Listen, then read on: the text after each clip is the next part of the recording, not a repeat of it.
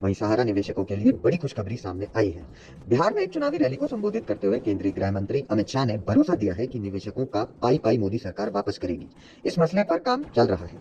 देरी को लेकर उन्होंने कहा कि कोऑपरेटिव और कंपनी दोनों में इन्वेस्टमेंट को लेकर परेशानी हो रही है, मगर निवेशकों का पैसा लौटाने पर काफी तेजी से काम किया जा रहा है। गया के गुरारू में जनसभा को संबोधित करते हुए अमित शाह ने कहा कि अभी कुछ लोग सहारा समूह में लगाए गए पैसे की पेमेंट की बात कर रहे थे।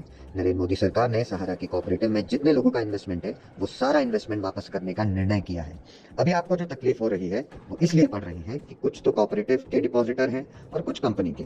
उन्होंने कहा कि अभी कोऑपरेटिव का शुरू किया है, 10,000 तक ही नहीं लेना है, वो जितना पैसा वसूला है वो सारा दे देना है। आप चिंता मत कीजिए, एक बार सुचारू रूप से 10,000 तक पेमेंट हो जाए, आगे की पेमेंट की भी शुरुआत हो जाएगी। पोर्टल लॉन्च करने के वक्त माना गया था कि 2024 के लोकसभा चुनाव से पहले सरकार का ये कदम मिडिल क्लास के उन वोटरों से जोड़ सकेगा जिन्होंने सहारा के कोऑपरेटिव में निवेश किया है। सहारा के जिन 4 कोऑपरेटिव में लोगों का पैसा है वह है Sahara credit cooperative society limited, Saharayn universal multipurpose society limited, Hamara India credit cooperative society limited and stars multipurpose cooperative society limited.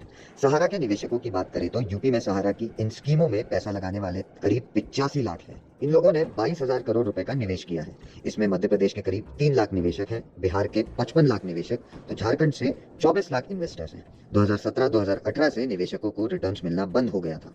अब देखना यह होगा कि अमित शाह के दावे के बाद भी निवेशकों को और कितना इंतजार करना होगा।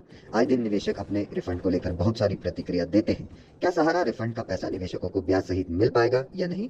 आपको क्या लगता है, हमें कमेंट में जरूर बताएं। लोकसभा चुनाव में एक बार फिर सहारा रिफंड का मुद्दा छिड़ गया है। पिछला साल मोदी सरकार ने निवेशकों की सहायता के लिए रिफंड पोर्टल लॉन्च किया था, जहां आवेदक अपनी पूरी जानकारी भरकर अपना पैसा निकाल सकते हैं।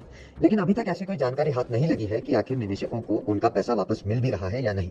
सहारा इंडिया कंपनी में निवेश किए गए पैसे को लेकर काफी लोग लंबे समय से परेशान हैं।